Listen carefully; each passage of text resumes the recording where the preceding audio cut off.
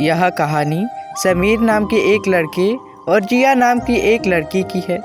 समीर एक मुसलमान लड़का है और जिया एक हिंदू लड़की।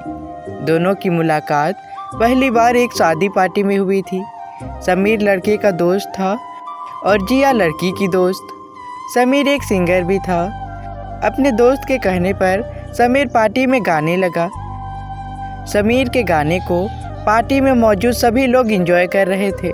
तभी दुल्हन की कुछ सहेलियां जिया सहित दूल्हे को खींचते हुए स्टेज पर ले गए और समीर के गाने पर डांस करने लगे। दुल्हन की सहेलियों को देख दूल्हे के कुछ दोस्त भी दुल्हन को स्टेज पर ले गए और डांस करने लगे। उसी बीच गाते गाते समीर की नज़र जिया पर पड़ी, जो बाकी सारी लड़कियों से अलग और खूबसूरत दिख रही थी। उसकी मासूम सी हंसी और उसकी अदा का समीर दीवाना हो गया था। स्टेज में बस जिया को ही देखने लगा। पार्टी आधी रात तक चली। पार्टी में आए मेहमान धीरे धीरे कम होने लगे। पार्टी जब खत्म हुई तब सारे थके हुए थे। जिया अकेली एक कुर्सी पर बैठी हुई थी। जिया को अकेले देख समीर जिया के पास जाने लगा। जिया ने जब समीर को उसकी ओर आते देखा तो खड़ी हो गई और कहा, क्या गाते हो आप? मैं तो आपकी फ़ैन हो गई। मैं कहती हूँ आप हमारे नेक्स्ट सुपरस्टार बनेंगे। अरे ये तुम क्या कह रही हो? इतना भी अच्छा नहीं गा रहा था मैं, बल्कि आप तो कमाल की नाच रही थी। आपने तो पार्टी में 4 चांद लगा दिए। खुदा करे अगर मैं कभी सिंगर बना तो मेरी म्यूज़िक वीडियो में मैं आपको ज़रूर कास्ट करूँगा। एक सेल्फी हो जाए, बोलकर समीर ने जिया के साथ एक सेल्फी ले लिया। उस रात दोनों के बीच ढेर सारी बातें हुई। बातों बातों में समीर ने पूछ लिया, एक ड्रिंक हो जाए? जिया ने कहा, हो जाए। जिया ने एक ड्रिंक पी लिया और वेटर को बुलाकर और पीने लगी। पता नहीं उस रात जिया को क्या हुआ, कहने लगी, मैं इतना पी रही हूँ, मुझे चढ़ क्यों नहीं रही है? जिया को इतना पीते देख समीर हैरान था। जिया ड्रिंक करते हुए वहीं समीर के कंधों पर सो गई। जिया जब सो गई तभी समीर ने किसी को बुलाने के लिए पीछे मुड़ा तो देखा कोई भी नहीं था, सभी चले गए थे। तभी समीर प्यार से जिया के मासूम से चेहरे को देखने लगा। समीर मन ही मन कहने लगा, सोते हुए भी कितनी सुंदर दिख रही है। मन करता है इसे देखता रहूं और इसमें खो जाऊं। कुछ देर तक समीर जिया की खूबसूरती को ही निहारता रहा। तभी समीर को एक फ़ोन आया। समीर अपने सपने से बाहर आ गया। समीर ने देखा फ़ोन उसकी माँ का था। समीर ने फ़ोन उठा लिया और कहा, सलाम वालेकुम अम्मी, अभी तक आप सोई नहीं, इतनी रात को कॉल कर रही हैं। वालेकुम सलाम बेटा, मैं ये पूछने के लिए फ़ोन कर रही थी कि तुम सो गए कि नहीं। अभी तक नहीं सोए? तुम्हें पता है ना कल तुम्हारा फाइनल एग्ज़ाम है। अगर समय पर नहीं उठे तो एग्ज़ाम के लिए लेट हो जाओगे, उसकी अम्मी ने कहा। आप टेंशन ना लें अम्मी, मैं सो ही रहा था कि आपकी कॉल ने मुझे जगा दिया। ठीक है, अब आप सो जाइए, मैं भी सो जाता हूँ, खुदा हाफिज़, बोलकर फ़ोन काट दिया। समीर सोचने लगा, अब इसका क्या करूँ? यह तो सो गई। मैं इसे नितिन के कमरे में ले जाता हूँ, उनकी मेहमान है, वही जाने। नितिन दूल्हे का नाम था। समीर जिया को अपनी बाहों में उठाकर नितिन के कमरे में गया और उन्हें नॉक करने लगा। तभी अंदर से नितिन ने कहा, जो कोई भी हो सुबह आना, हम अभी काम कर रहे हैं। समीर नितिन की बात को समझ गया। समीर के पास कोई ऑप्शन नहीं था। वह जिया को अपने कमरे में ही ले गया और उसके बेड के एक साइड में लिटा दिया। फिर वह खुद भी बेड की दूसरी साइड पर सो गया।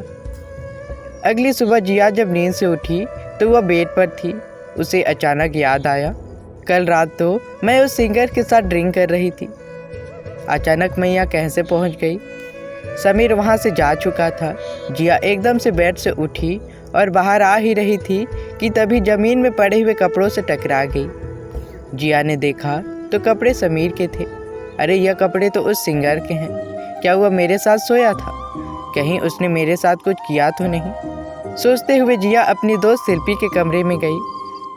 उसने शिल्पी से पूछा, मैं उस कमरे में कैसे गई? तभी शिल्पी ने कहा, जिया कहाँ थी तुम? कब से मैं तुमको ढूंढ रही हूँ। ये क्या, तुम पार्टी की ड्रेस में ही हो? तुम्हारे पिताजी कब से तुम्हें कॉल कर रहे हैं? टाइम देखा है तुमने? और तुम्हारा फ़ोन कहाँ है? फ़ोन? मेरा फ़ोन कहाँ गया? ज़रूर उस सिंगर के पास होगा। अच्छा छोड़ो, जल्दी से मेरी बात पिताजी से कराओ, वरना फिर कभी मुझे घर के बाहर नहीं जाने देंगे।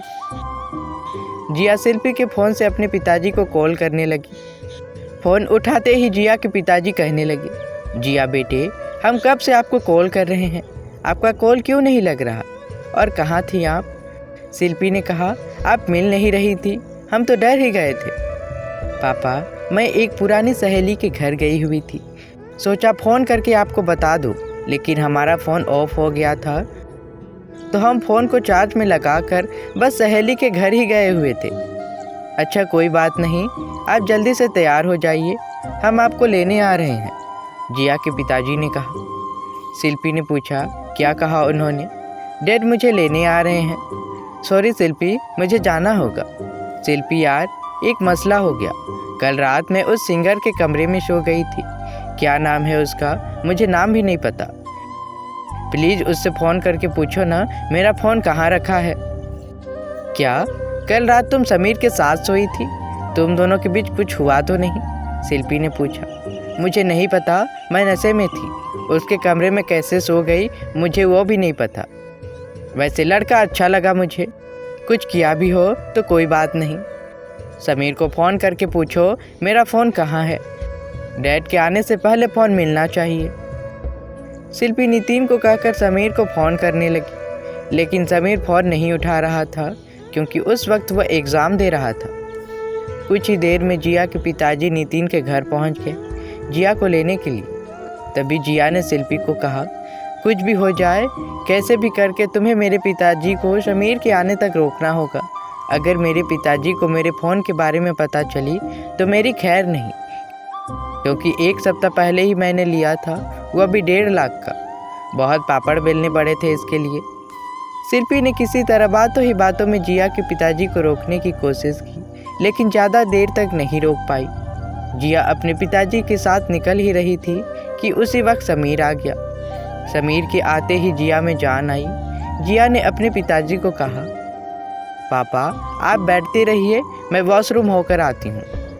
जिया समीर को इशारे करते हुए घर के अंदर आ गई। समीर उसके इशारे से उसके पीछे पीछे आ गया। अंदर आते ही जिया ने समीर को कहा, मेरा फ़ोन कहाँ है? अगर तुम ऐन वक्त पर नहीं आते तो आज मेरा क्या होता भगवान जाने। समीर ने कहा, तुम्हारा फ़ोन तो तुम्हारे तकिए के नीचे ही था, तुमने नहीं देखा? यह सुनते ही जिया सीधे समीर के कमरे में चली गई। तकिए के नीचे देखा तो फ़ोन वहीं था। जिया फ़ोन को लेकर जा ही रही थी कि समीर ने रोक लिया और कहा, मैं तुम्हें कुछ कहना चाहता हूँ। क्या? मैंने तुम्हें जब पहली बार देखा मुझे तुम पसंद आ गई। पता नहीं यह प्यार है या अट्रैक्शन, नहीं जानता। मैं अपने आप को कुछ वक्त देता हूँ। अगर सच में मुझे प्यार हो गया है तो मैं तुम्हें 1 सप्ताह बाद तुम्हारे शहर आता हूँ। तुम्हारे पास 1 सप्ताह है। अगर तुम्हें भी मुझसे प्यार है तो 1 सप्ताह बाद मैसेज करना, मैं तुमसे मिलने आऊँगा। जिया समीर को बिना जवाब दिए ही चली गई। प्यार तो जिया को भी हो गया था समीर से। पूरे रास्ते जिया समीर की बातों को और समीर को ही सोचने लगी। समीर ने जिया के फ़ोन पर अपना नंबर सेव कर दिया था। जिया उसी वक्त समीर को अपना जवाब दे देना चाहती थी, लेकिन कुछ सोच कर रुक गई। अगले दिन भी जिया को समीर की याद आ रही थी। जिया को एहसास हुआ कि उसे भी समीर से प्यार हो गया है, तो उसने उसी दिन समीर को मैसेज करते हुए अपने प्यार का इजहार कर दिया। जिया का मैसेज देख समीर बहुत खुश हुआ। उसी दिन समीर जिया से मिलने आ गया और अपने प्यार का इजहार कर दिया। 1 साल तक दोनों रिलेशनशिप में रहे। दोनों रोज़ फ़ोन पर बातें करते। समीर कभी कभी जिया से मिलने आया करता।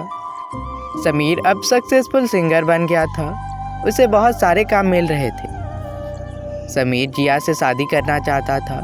दोनों ने अपने अपने घर वालों को एक दूसरे के प्यार के बारे में बता दिया। समीर के परिवार में उसकी माँ के अलावा कोई नहीं था। समीर की माँ तो मान गई, लेकिन जिया के पिताजी थोड़े सख्त थे। वे इस रिश्ते से यह कहकर मना कर दिए कि लड़का मुसलमान है। अगर हिंदू होता तो मुझे कोई एतराज़ नहीं था। एक दिन समीर जिया के परिवार वालों से मिलने आया। सबको समीर बहुत अच्छा लगा, लेकिन सबकी बस एक ही प्रॉब्लम थी कि समीर मुसलमान था। तभी समीर ने जिया के पिताजी का हाथ पकड़ते हुए कहा, आप मेरे पिता समान हैं। आपका हर एक बात मानना मेरा कर्म है। मैंने फैसला किया है कि मैं इस्लाम छोड़ना चाहता हूँ और एक हिंदू बनना चाहता हूँ। अब तो आप मुझे आपकी बेटी को देंगे ना? मैं आपकी बेटी को बहुत खुश रखूँगा।